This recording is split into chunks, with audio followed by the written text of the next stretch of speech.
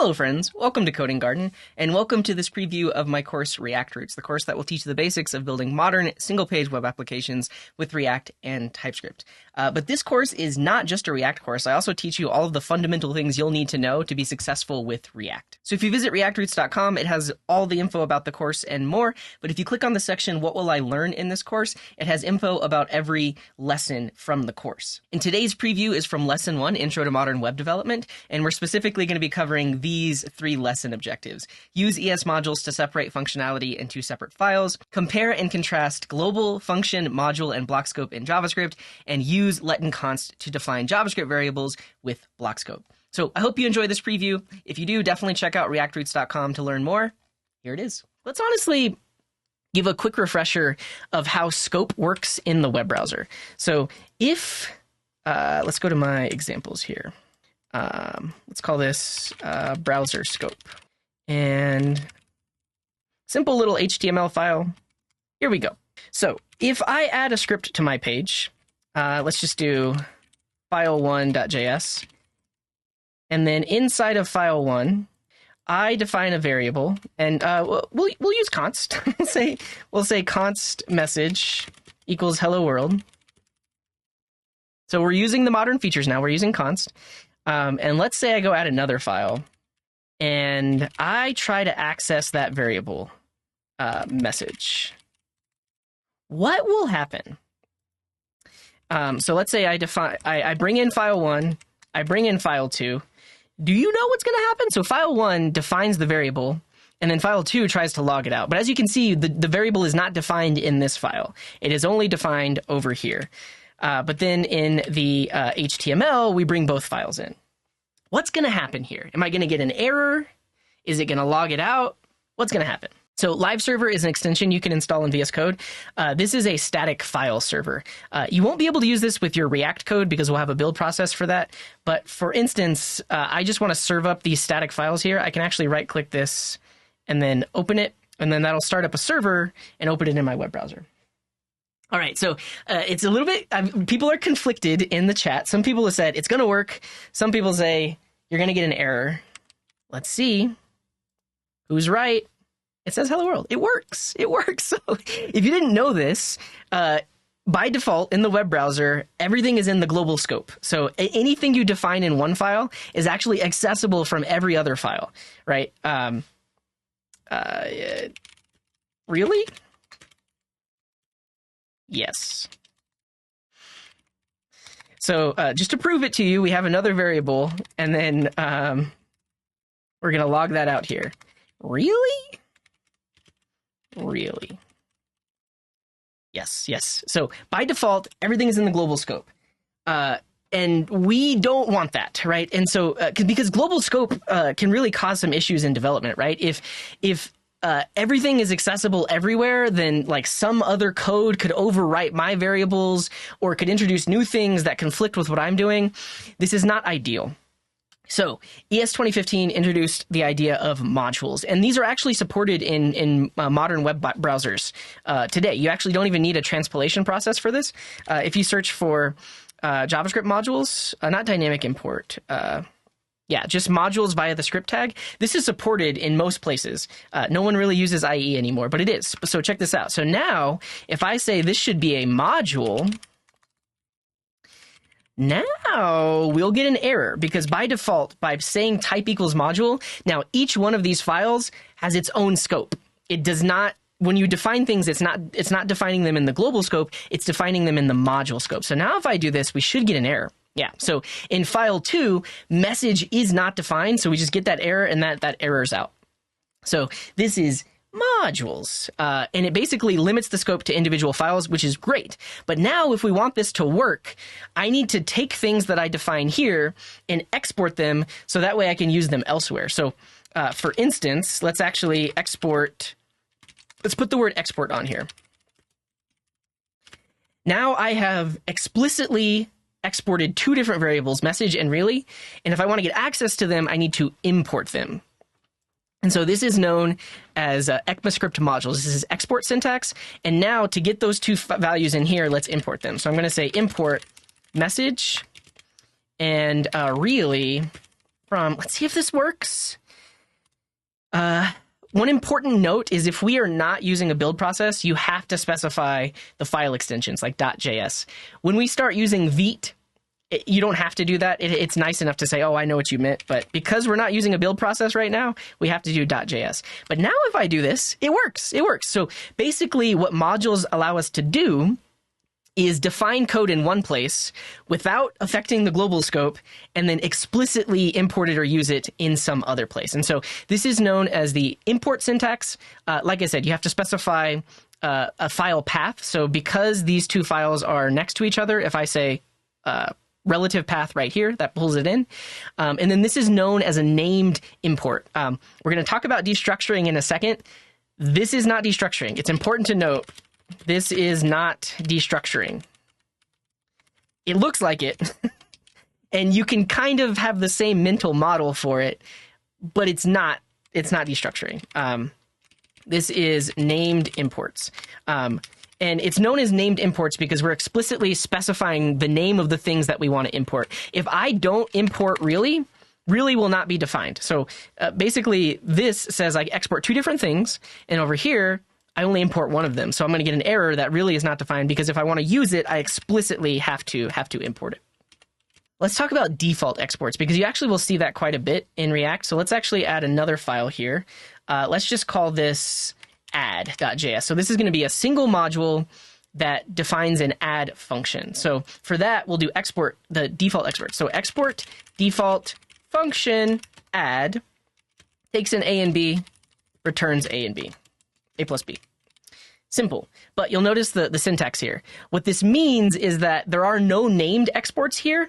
When you import this thing, you are getting that one function. So whatever the default export is, that's what you're going to get whenever you import it. So let's add, over here in file 2, we'll import it. So I'll say import add from add.js. Now, notice there's no curly braces here because I'm getting the default export. And then this will allow me to use it. So if I say add with 40 and 2, we should get the answer of 42. Let's see if it works. It works. You get 42, which is nice.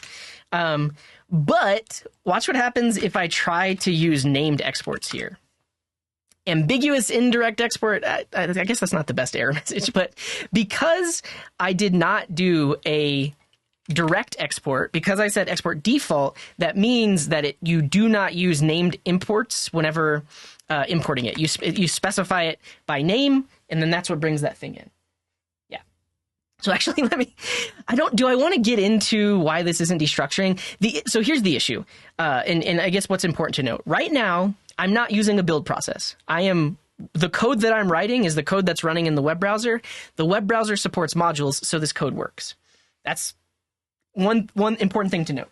If we're doing this in the context of Vite or Webpack, it cheats. It cheats. So if something exports an object, you can use named import syntax and it actually will work. It's very confusing because the way Vite and Webpack do it are actually not the browser standard. That's why I'm actually making this comparison here. If we're doing this in the web browser, this is a thing. Now, let's actually, to show an example, let's create a math.js. And this will have multiple exports on it. So I can say export function add, and this returns A plus B. And then we'll also do subtract. And this will do A minus B. And then one more, we'll do multiply. And that. So I have 3 named exports, add, subtract, and multiply. Watch what happens. No. We'll do it 2 different ways. Let's do it like this. Let's call this the math named export. So this is named exports, but let's see the same example, but with a single object exported. So math object export. Call it default object. Because the other way you could potentially write this is, let's say we export an object, and then that object has several functions on it, right? So that object has the add function. It has the subtract function. And it has the multiply function. like this. So this exports an object. You can see that the thing that comes after export default is the thing that you're going to be exporting. And if I want to import this, I'll show you that we can't actually use named imports because it's going to do a different thing. So, for example, if we use named import, so we have the named export. Let's do this one first. So this one exports 3 functions, and then we want to import those in. So we'll say import, and I'll get rid of this one for now. So import add, subtract, and multiply from math named exports. So this should still work. Our add function is now being brought in from math named exports, and that still works. Great. Now, let's try to use that same syntax on the object. So this will be math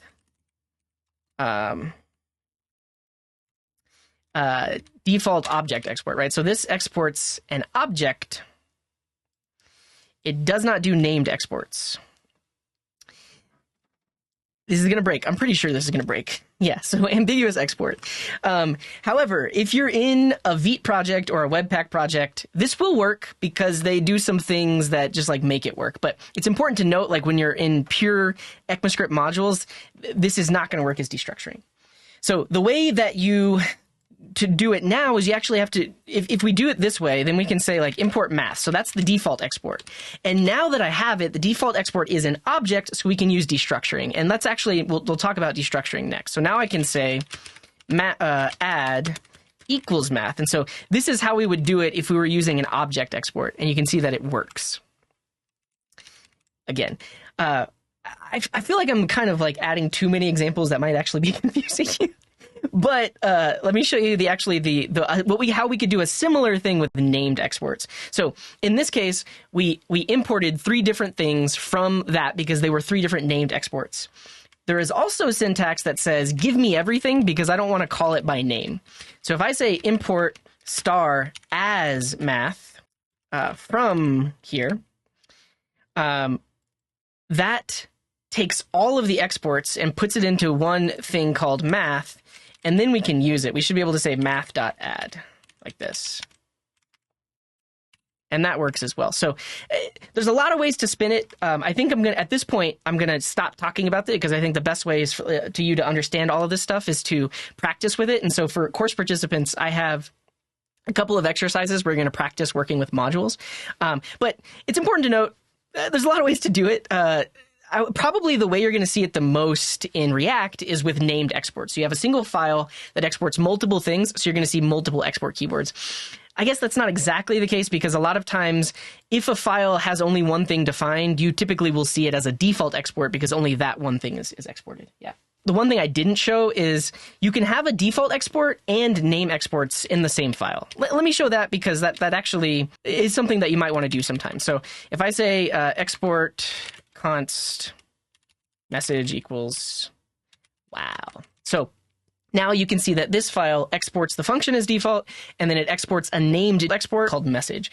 So in here, whenever we bring it in, if I want the top level default export, the syntax is the same. So because this is the default export, there's no curly braces. It's just the function itself. This works. But if I want to grab that named export, I essentially just combine it. So I say bring in add, which is the default export, comma, then give me these named exports like message. And then we'll actually we'll do this. We'll import message from here instead of there. So this is the add is the default export, and you can actually name this whatever you want because it's the default export. But it's pretty common to call it the same thing that it's exported as, comma, any named exports. And so this will work in the same way. Wow. All right, let's talk about scope. So earlier we talked about browser scope or global scope, and that's global. Anything you define in any file that's not a module, it can be accessed everywhere else. So there's several different kinds of scope. You have the global scope. This is accessible everywhere. In the browser, it's typically window dot that. So whatever global variables are defined are accessible from the window object. Everything we write is going to be front-end code. This is basically global variables in the web browser. If you're in back-end code, it has an object actually called global, but we're not going to worry about that because we're mainly dealing with front end code. So global scope means it's accessible anywhere in your code. If you do window dot some global variable, you'll get access to it. That's global scope. The next level of scope is function scope. Every time a function is invoked, a new scope is created. So a little function scope is created that holds on to all the variables that are used inside of that function every time a function is invoked. So, for instance, let's have a function called greet. And then inside of here, I have a variable called message. And then I have a variable, not that, message hello. And then I have a variable called name, like this. And then this will potentially return, well, we're going to use template literals here. So if you've never seen template literals before, basically I want to define a string that's the combination of these two variables, message and name. Typically, you would just do this. Easy. With template literals, you can do this. You can have a single string that can also have new lines. That's one of the cool things about template literals is it can have new lines. But we can say, grab the message here and then grab the name here. So for a simple example like this, you might argue, hey, that's way more verbose than just adding the two variables together. But this really helps when you have a lot of variables that you're trying to concat. And potentially you have strings intermixed with that. But regardless, I have a function called greet. It has two variables, and then it returns the concatenation of those two variables. Now, let's talk about function scope. Outside of this function, can I do this? Can I say message? Does message exist outside of here? It doesn't. It doesn't. Message is not defined. And so you should be comfortable with this already. You should know that any variables defined inside of a function are only accessible in that function, not outside of that function. So that's function scope, right? So if I say greet, the function runs, it has access to those variables, but after the function has run, we don't have access to these variables. Like even down here, we don't have access to message or name because they're only accessible inside of the function, right? You don't get access. The next level of scope is the module scope. And we talked about that earlier, basically with our modules. So any variables that we define in a module are only accessible in that module unless they are exported, right? So that's what we covered earlier. So that's the other level of scope, is the module scope. Only accessible within the module unless exported. When you export it, you make it available to the world, but otherwise everything is locked inside that file. And this is nice, right? Because we don't have that issue of earlier where anything that we define is in the global scope. Now that this is defined in a module, these variables are only available here unless I export them. So that's module scope. Now comes the new idea of block scope. Am I missing? Is there any other kind of scope? Let me know in the chat. Am I missing any other scope? But we're about to talk about block scope. Lexical scope? Yeah, so lexical scope, I guess I could consider that function scope. But yeah, lexical, I think it's just a way to describe scope, because technically you can have lexical scope in any one of these levels. But we will talk about this. So this is how we describe the scope of the surrounding code. Can be any of the other ones. Can be global, function, module, or block. It can be any one of those, but if we say this is lexical scope, we're talking about the scope of the code that is surrounding that specific bit of code.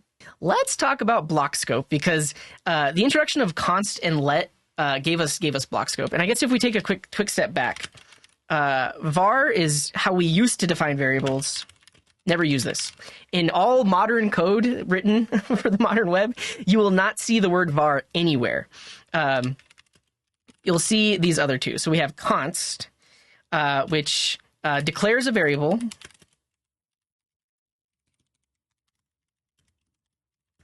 It cannot be reassigned. So that's one aspect of a const variable. So for instance, I defined message as hello and name as CJ. What if I tried to say message equals goodbye? Like this. This will throw an error because I defined it as const that basically says we cannot reassign this. So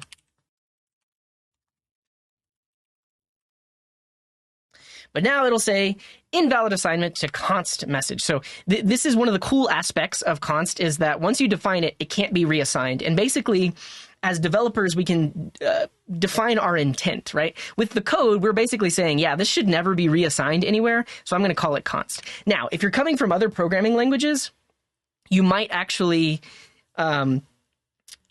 you might say, hey, that's not what const is used for. Like, const is typically for constants used throughout the application. In this case, JavaScript can use it for both cases. But basically what we've decided as a JavaScript community is, for the most part, some people will still use let, but let's talk about the differences here, because with let, it can be reassigned. So, for instance, if I would have reassigned, if I had to use let instead of const, this line of code is going to work now. It's not going to throw an error, and it actually gives me back goodbye. So that's one of the important distinctions between const and let, is that let can be reassigned. Okay. And then, like I said, the general consensus is just never use var, because typically what you meant were to use let and const. Now let's actually talk about block scope. So my definition here of block scope is only accessible within a block, which means the curly braces. So these variables are technically in the function scope, but they're also block scoped, because a function has curly braces here. So the variables defined within here are only accessible within that block. Every other type of block, think about if statements, while loops, for loops, try catch. Is that it? Anywhere there are curly braces, those are blocks, and the variables are only accessible inside of there. So let's actually do this. So we'll say if this code is never going to run, but then I'll just define a variable inside of here. Another message, and we'll set this to, you will never see this, like this. If I try to access another message outside of that block, I'm going to get an error. Another message is not defined, because the moment I've left that block, this is not available. And so this aspect of const and let, so this applies to both const and let. It's not specific to one or the other. But this aspect makes our code more predictable as well, because we don't want to potentially overwrite variables inside of here. I mean, it's also, I guess, it's typically also seen in like a for loop. So let's say we have a for loop that goes from I equals 0 all the way up to 10. But let's say we just log I here. With let, I is not accessible outside of this loop here. So if we try to log I, we get 1, 2, 3, 4, 5, 6, 7, 8, 9. I is not defined, because I tried to access I outside of this block, right? So everywhere you have a block, you have if statements, loops, whether it's a while loop or a for loop, or even try catch blocks.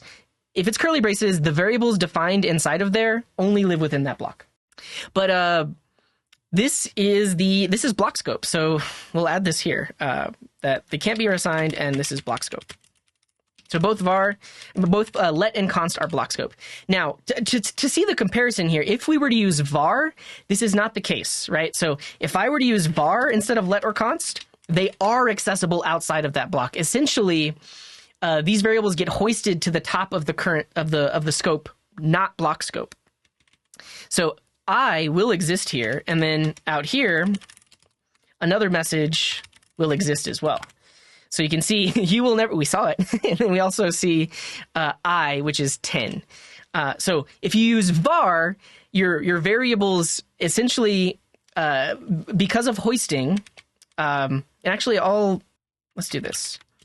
Hoisted to the top of the surrounding scope, whether it's global, function, or module, not block scope. And then for const and let, these are hoisted to the top of the surrounding block scope.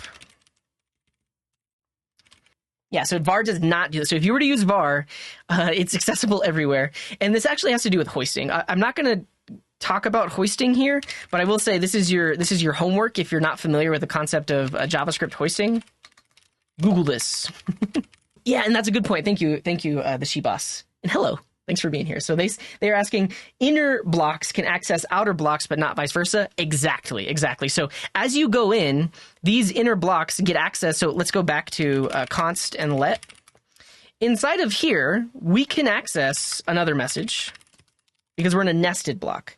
But we can't access I here, and we can't access another message out here. But another message will be accessible inside of that nested block. Yeah, so now we see that logged after every I. So yeah, it's a good point to note is in nested code, you can access the variables of all of the blocks above it, but anything defined in that block isn't accessible outside. Cool. So this is block scope. Honestly, the only time you'll run into an error is if you tried to do something like this. You define a variable here, and then you meant to actually define it here. Because if we define it there, then we can get rid of that error. And if we don't do that, we can get rid of those errors. So that's really where you're going to come into contact with const and let is if you care about block scope and you can't access the variable, you just move it up to the corresponding scope where you do want to get access to it. Hello again. Thanks again for watching this preview. If you want to learn more, visit reactroots.com, and I'll see you in the next one.